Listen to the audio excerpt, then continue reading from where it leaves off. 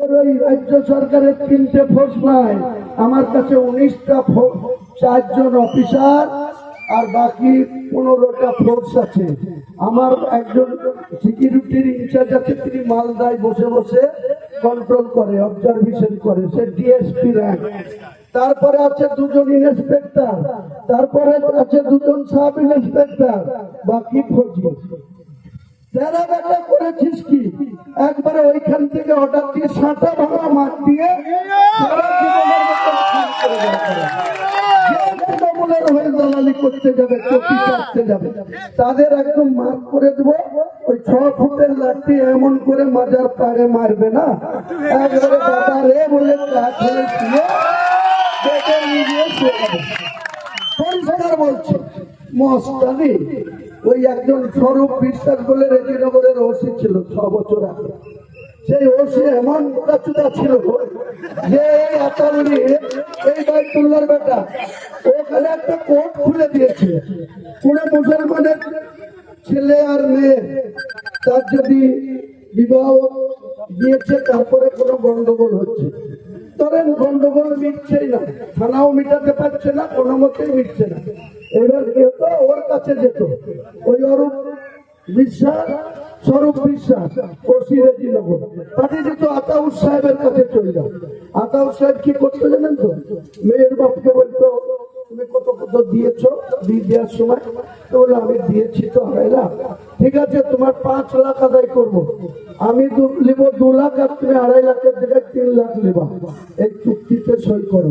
আর ছেলের বাপকে বলতো তুমি তো 2.5 লাখ নিয়েছ, তোমার ছেলে মেয়েকে ভাত দিচ্ছে না, আমি যদি কেস করে দিই আর ওসিকে যদি বলে দিই আগে প্রথমে 3 মাস জেল খাটবা, তারপরে কিন্তু তোমার 7 লাখ জরিমানা করবো। ও দিত 1 লাখ আর মেয়ের বাপের সাথে লিখত 2 লাখ।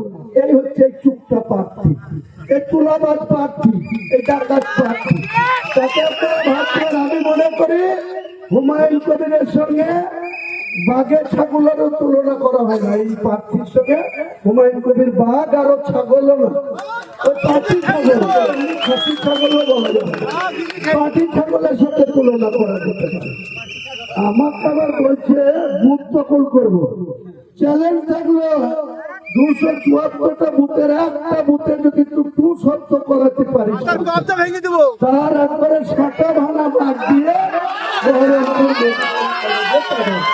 আর কাউকে আমি জোর খাটাবো না। এই মেয়া কাটাইকুড়া, নবগ্রাম, শক্তিপুর অঞ্চলের সর্বস্তরের মানুষকে একটাই বলবো, আপনারা যদি মনে করেন যে হুমায়ুন কবির কোনো খারাপ কাজ করতে পারে ভোট দিবেন না। আর যদি মনে করেন হুমায়ুন কবির একটা সাচ্চা মুসলমান, সে তার জীবনের ঝুঁকি নিয়ে ওই রাজু দাস লক্ষ্মণ আমার মাথা কেটে দেবো বলে বাবরি মসজিদ করতে 1 কোটি টাকা ঘোষণা করেছে। একজন মহারাষ্ট্রে সে বলেছিল হুমায়ুন কবিরের গর্দান কেটে আনলে 2 কোটি টাকা জরিমানা করবো। এখানকার বিজেপির প্রাক্তন সাংসদ, তৃণমূলের 3 বারের প্রাক্তন এমএলএ অর্জুন সিং কি বলেছিল যে অযোধ্যায় বাবরি মসজিদ আমরা ভেঙেছি, আবার এই বেলডাঙ্গাতেও বাবরি মসজিদ আমরা ভাঙবো। আমি কি বলেছিলাম? আমি বলেছিলাম এই অর্জুন সিং, এটা অযোধ্যা না, এটা উত্তরপ্রদেশ না, এটা বাংলা আর মুর্শিদাবাদের বেলডাঙ্গা। আমি হুমায়ুন কবির যতক্ষণ বেঁচে আছি, তুই যদি বাবরি মসজিদের 1 কিলোমিটার দূরে পৌঁছাস, তোকে সেইখানে জেসিপি দিয়ে 10 ফুট ভক্ত করে জ্যান্ত পুঁতে দেবো বলেছিলাম। দেখুন এই শুভেন্দু অধিকারী 2024 সালের ডিসেম্বর 12 ডিসেম্বর বলেছিল কোন মুসলমান এমএলএ কে বিধানসভায় চ্যাংদুলা করে তুলে রাস্তায় ফেলবো। এখানকার যে হিজড়ি এমএলএরা ছিল মুর্শিদাবাদ জেলায়, হুমায়ুন কবির বাদে আরো মুসলমান এমএলএ ছিল, কোন মুসলমান এমএলএ প্রতিবাদ করতে শুনেছিলেন? আমি বলেছিলাম শুভেন্দুকে, তুই যদি একটা মুসলমান এমএলএর গায়ে হাত দিতে পারিস, তোকে আমি এমন দিয়ালে ঠুসে মারবো না, তোর বাবার নাম বলিব বলেছিলাম কি? এবার ওপেন বলেছিলাম। তারপরে দল শুভেন্দুকে ঠুসে মারবো বলছি, আর কত পিড়িত তলায় তলায় আমাকে তৃণমূলের সংসদীয় মানে ডিসিপ্লিনারি বোর্ড আমাকে শোকজ করছে যে কেন এইসব বলা হচ্ছে। আল্লাহ ও আমাকে মুসলিম এমএলএ হিসেবে চ্যাংদোলা করে ফেলবো বলবে আর আমি তাকে ঠুসো মারবো বলবো, আর আপনি আমাকে শোকজ করবেন? এক পাতার শোকজের 3 পাতার উত্তর দিয়েছিলাম, তার কোনো জবাব তৃণমূলের এই নেতারা আমাকে দেয়নি। দুবার শোকজ, একবার ওয়ার্নিং নোটিশ, 3 বারের পরে তখন সাহস হলো না। আমি যখন বাবরি মসজিদ করতে গেলাম তখন আমাকে সাসপেন্ড করে দেওয়া হলো। তা মুসলমানরা তো তৃণমূলকে সাসপেন্ড করবে, সমস্ত মুসলমান তৃণমূলকে সাসপেন্ড করবেন তো?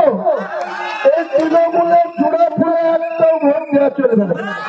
আমাকে পছন্দ না হয় এই আমাদের জিল্লু ভাই আছে তাকে দেবেন, নাহলে বিজেপি আছে হিন্দু ভাইরা তাকে দিবেন, যেন এই চোখটাকে তুলাবাদ করে লোকে ভোট দেবেন। আমি বলছি আমাকে যার পছন্দ না তারা আমাকে দিবেন না। ওই বাপন ঘোষ আমাদের ভাইপো ভাই, ও স্বাধীন ঘোষ ওর বাপের নাম। আমরা অনেক দিনের বন্ধু, স্বাধীন ঘোষ আর আমি একই বয়সে। তো দরকার হলে হিন্দুরা তাকে ভোট দেন। আর কিছু মুসলমান যারা হুমায়ুন কবিরকে পছন্দ করেন না তারা আমাদের জিল্লু ভাই দাঁড়িয়েছে, সুযোগ পেয়েছে, 30 লাখ টাকা পেয়েছে, 5-6 লাখ আমি বলেছি 5-6 লাখ খরচ করিস ভাই, বাকি টাকাটা ব্যাংকে রাখি। এত বছর ধরে বিনা কারণে তুই তো চতুর্থ হবি না পঞ্চম হবি, সেটা তো হিসাব 4 তারিখে জানা যাবে। আর এই 3 আর 2 আর 3 কে হবে ওই বিজেপির বাবন আর এই তৃণমূলের জোড়া ফুল, পদ্ম ফুল আর জোড়া ফুলে 2 আর 3 হবে। আর আমি বলে যাচ্ছি আজকে মেয়ার লোকের সামনে, আল্লাহকে সাক্ষী রেখে গণনাথ দিনে দেখে নেবেন আমি যা ভোট পোল হবে, 2 লাখের বেশি পোল হবে না। 2 লাখ ভোট পোল হলে আমি 1,20,000 ভোট আমি পাবো ইনশাল্লাহ। আর বাকি থাকে কত? 80,000। ওই জিল্লু ভাই 1010 পাবে, আর বাকি থাকে কত? 70,000। ওই 70,000 পাবো না রে। তৃণমূল থার্ড হবে না সেকেন্ড হবে ওরা ঠিক করে নেবে, আমার ওতে কিছু যায় আসে না। ওদের নম্বর নিয়ে আমার কোনো চিন্তা ভাবনা নাই। আমি 2টো সিটে কন্টেস্ট করছি, 2টোতেই ইনশাল্লাহ জিতবো। 74 নওদা, সেখানে আবার ভোটাররা, এখানে কি অনুমোদন। আজকে ওপারে আমি লোকনাথপুর থেকে শুরু করেছিলাম রোড শো, তা ওরে আল্লাহ আমি নিজেই অবাক হয়ে গেছি কোথা থেকে যে লোক এসে হাজির হচ্ছে। যত বলছি ভাই এত লোক, এত লম্বা, 3 কিলোমিটার লম্বা লাইন রোড শোতে। তা আমি আল্লাহ ভালোবাসা ছাড়া এসব কোনোদিন হতে পারে না। আমি আল্লাহকে ধরে বোঝাচ্ছি, ইজ্জত দিনেওয়ালা আল্লাহ আর ইজ্জত কেড়ে নেওয়া মালিকও আল্লাহ। তাই আমি মেয়ার মানুষের কাছে বেশি কিছু বলতে চাই না, শুধু একটাই বলি, এর আগে মেয়ার মানুষ আমাকে সেই 2008 সালে জেলা পরিষদে ভোট দিয়ে জিতেছিলেন। 2003 সালে জেলা পরিষদে ভোট বেশি সংখ্যক দিয়েছিলেন আমাদের এই নজরুল ভাইয়ের শালা উজ্জ্বল। প্রায় আমি জিতেই গিয়েছিলাম, যে ও তো আনন্দে ইলেকট্রিক পোলে শর্ট খেয়ে মরে যেত, তো আল্লাহ বাঁচিয়ে দিয়েছে। 2003 সালের কথা। তা আমার 20 বছরের কথা, ডেট টাইম সব মনে থাকে আল্লাহর রহমতে। আমি বলছি গুরুনাথ দিনের রেজিনগর বিধানসভা 2 লক্ষ ভোট পোল হলে 1,20,000 হুমায়ুন কবিরের কাছে থাকবে, আর বাকি 80,000 এরা 3 জনাই ভাগ করে নেবে। আমাদের জিল্লু ভাই, তারপরে বাবন ঘোষ, আর তারপরে এই 74টার নাম বলতে আমার ঘৃণা লাগে। এই 74টা যা পাবে ফার্স্ট সেকেন্ড থার্ড, তো কোনো ফাঁসের কোনো গল্পই নাই। থার্ড সেকেন্ড আর ফোর্থ এই 3টে ওরা 3 জনাই ভাগ করে ওই গুণনাথ দিলে, গুণনা এবার ডিএম অফিসে হবে। তো ডিএম অফিসে গুণনাথ দিলে সবাই জানতে পারবে যে কার কি হলো। আর আমি বলছি আমি মুর্শিদাবাদে 2টো সিটে জিতবো না, মুর্শিদাবাদে 22টা সিটের মধ্যে আজকে লিখে নেই 14টা সিট আমার পার্টি জিতবে, আর বাকি থাকে কত? 8টা। 8টার মধ্যে তৃণমূল 1টা বা 2টো পেতে পারে, কংগ্রেস 2টো পেতে পারে, বিজেপি বাকিটা পাবে, সিপিএমও 0, অন্য পার্টিও সব জিরো, যারা সব ভোটে অংশগ্রহণ করেছে। এই রেজাল্ট 4 মে আপনারা দেখে নেবেন। যদি না মিলে তখন হুমায়ুন কবিরের এক্সপিরিয়েন্স, তার 43 বছরের রাজনীতি, তার বক্তৃতা, তার ছন্দে ছন্দে যে কথা বলা, সেটার জবাব আপনারা 4 মে ঠিক উত্তর পেয়ে যাবেন। তাই সকলকে আমার একটাই আবেদন, সবাই পাশে থাকবেন, দোয়া করবেন, সাপোর্ট করবেন। নিজের বন্ধু, নিজের ভাই, নিজের আত্মীয়, নিজের ব্যক্তি ভাই এই হিসাব করে ভোটটা দেবেন। সবাই ভালো থাকুন।